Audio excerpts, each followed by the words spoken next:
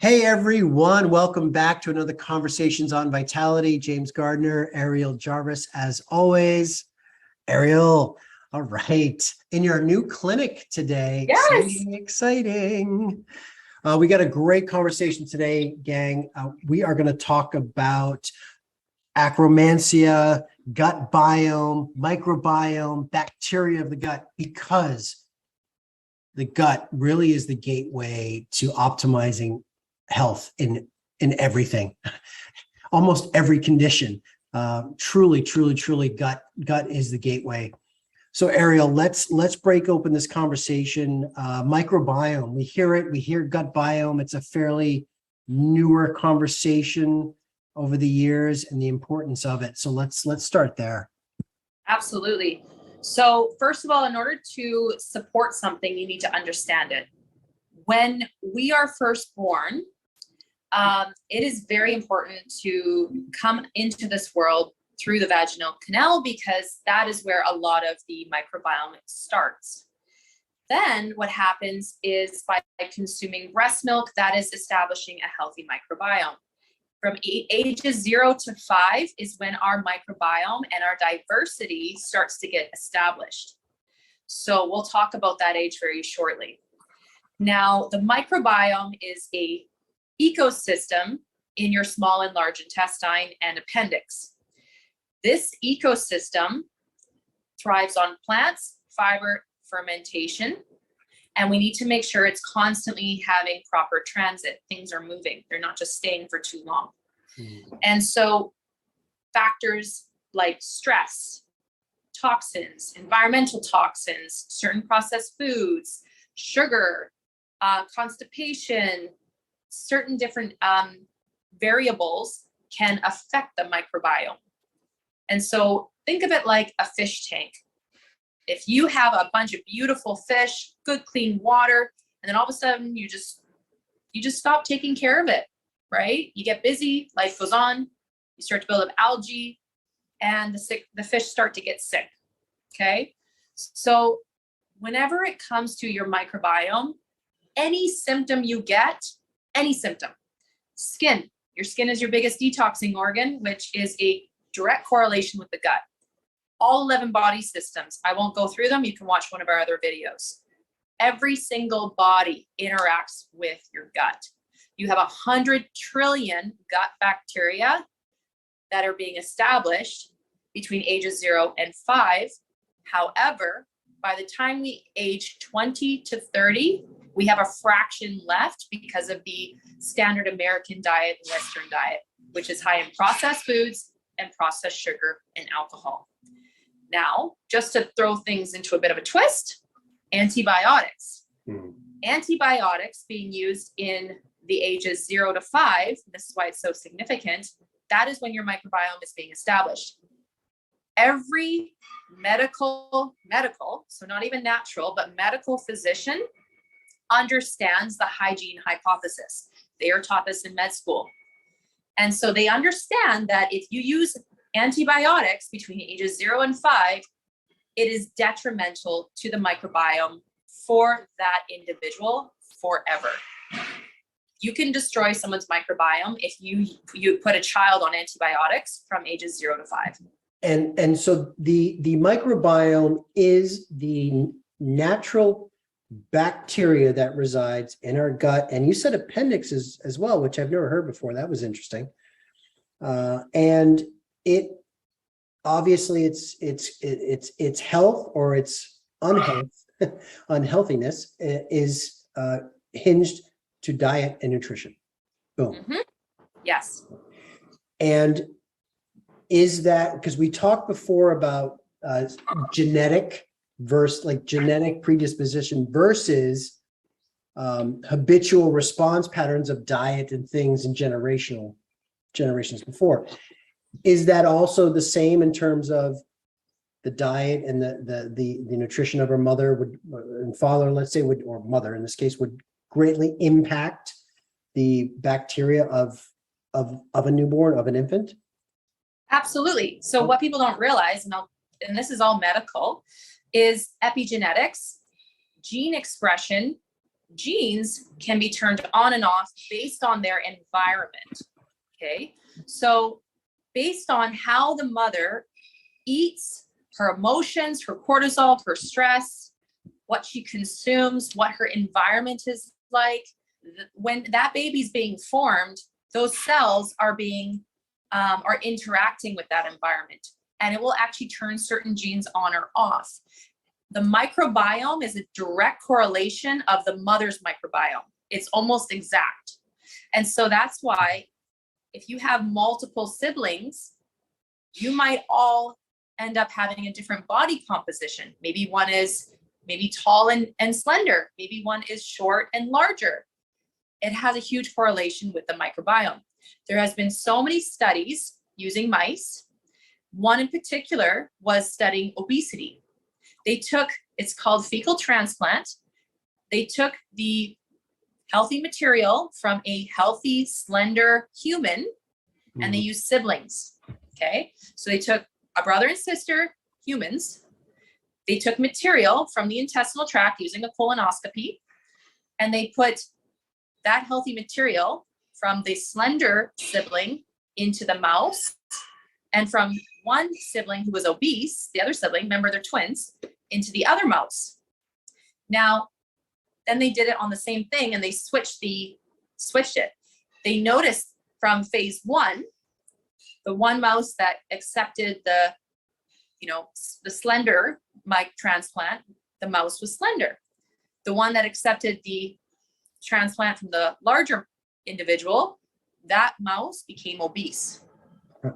So then they swapped it. They said, well, maybe this is just a hypothesis. Let's test it. They swapped the fecal material, and they put the larger one in the other one, and the other one in the small person in the larger one.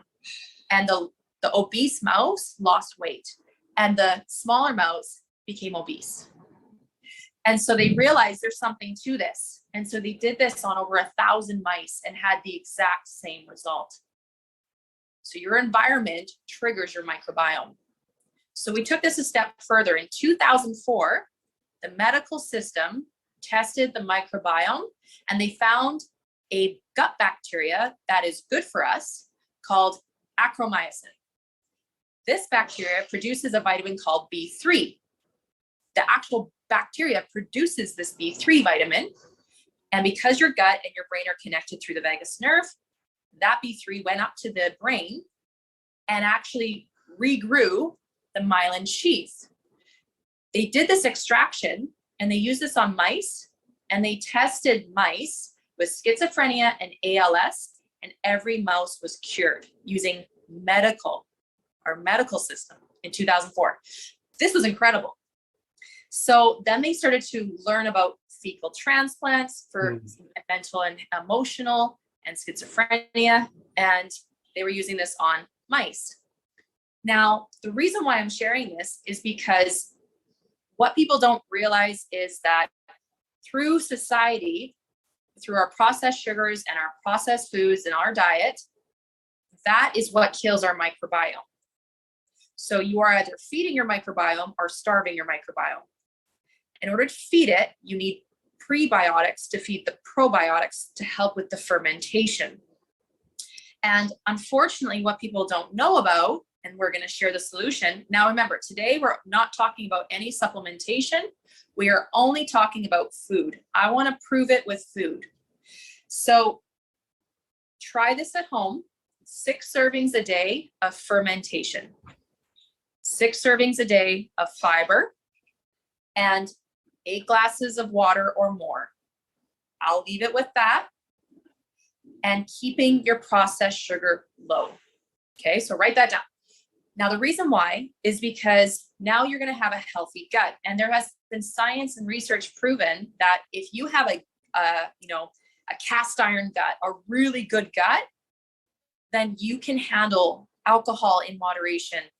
Your treats or your the foods that you don't normally have, you can handle those in moderation. Your dopamine levels are within moderation. Your oxytocin. What people don't realize is if your microbiome is off, your dopamine, your oxytocin, all your neurological chemical pathways are off.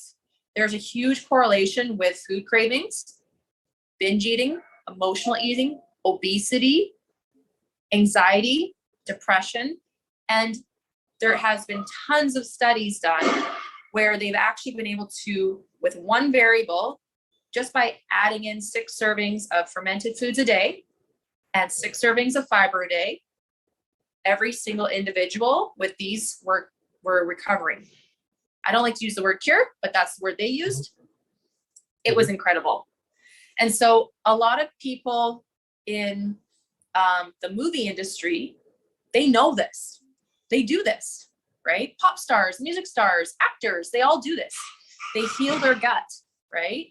And so a lot of people with Western and Canadian society, we're just so used to the busy schedule, lack of preparation. We don't do our food prepping. So if you're one of those people and you're like, I'm so stressed, I don't know what to implement. There's so much information all over. Start with your fermented foods and let us know how it went. It takes 3 days to establish your ecosystem to balance. After your 3rd day, reach out to us. Let us know how it went. So 3 days, 6 servings a day of fermentation. We talked about this last week, sauerkraut, things like that. Stay away from the kombucha though. Kombucha, right? Because it's sugar. Fiber. Now, when you say fiber, are you talking like a walk in the store, grab a fiber supplement, put it in some water? Is that what you're talking? Are you talking? Great question. We're always looking for a supplement, but what people don't realize is cruciferous vegetables. So you've got your broccoli, bok choy, you've got your yam, sweet potato, polyphenols. So you've got your berries, watermelon, you've got your fruits and vegetables. So those fruits and vegetables for fiber, what would be a serving size? Because we have to do 6 in a day. Just give our community an idea. What is a serving size? I like to use either a dark leafy green because it's just way better and there's less sugar and it works on more body parts, so the liver, etc. A serving size would be 3 Brussels sprouts. Oh.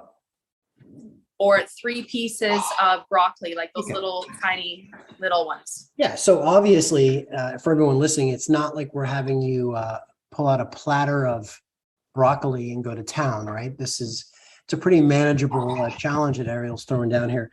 And then you said 8 glasses of water. Or more, yes. Or more. But 8 Perfect. is the standard. Okay, so we have 3 days of that. Ecosystem starts to recalibrate. What could they expect coming off that 3 days and then 5 days, how maybe they want to keep it going? What would be the association of a change?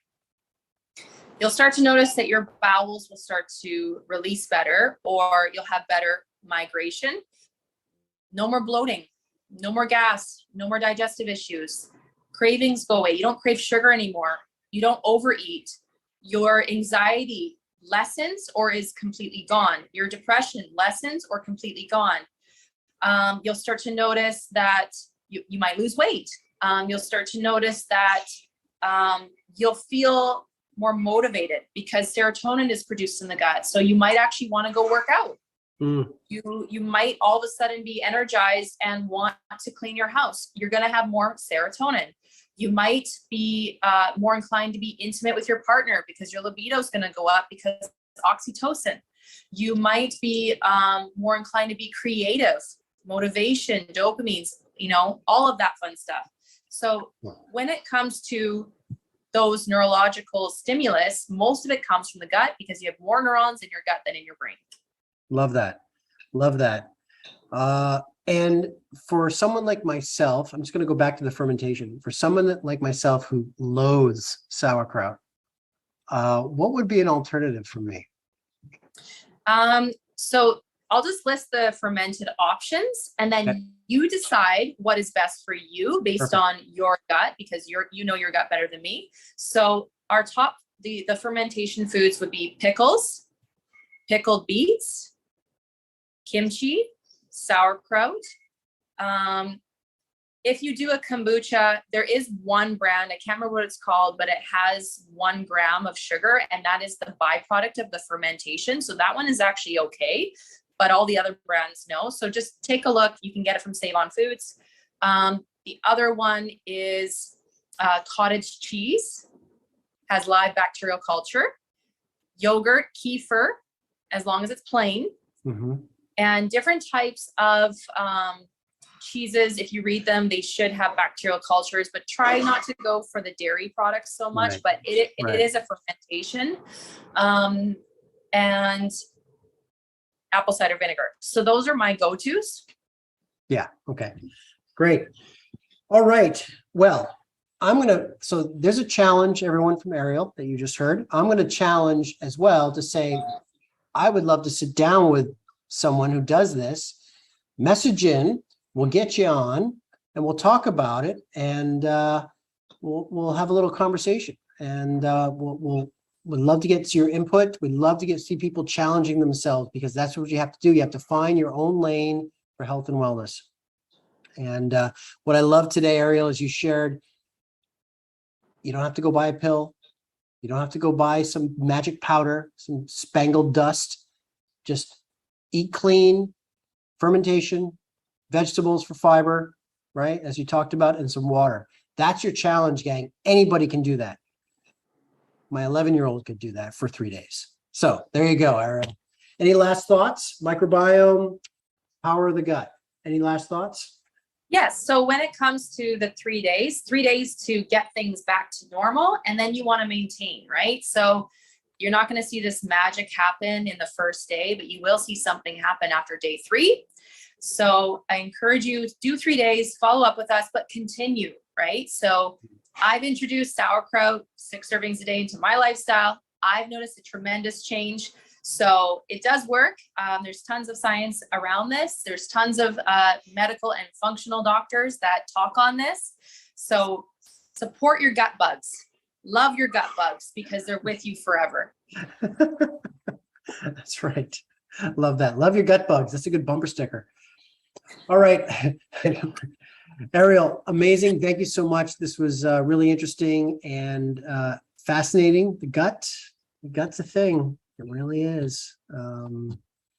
Yeah. And I think it's really something that everyone can do. Everyone has the power to control what they put in their mouth for their longevity. So thank you for reminding us. And for everyone out there, check us out, of course, Vitality website, Vitality Facebook, social media. If you're not following us and you come across this some way, somehow, make sure you follow us.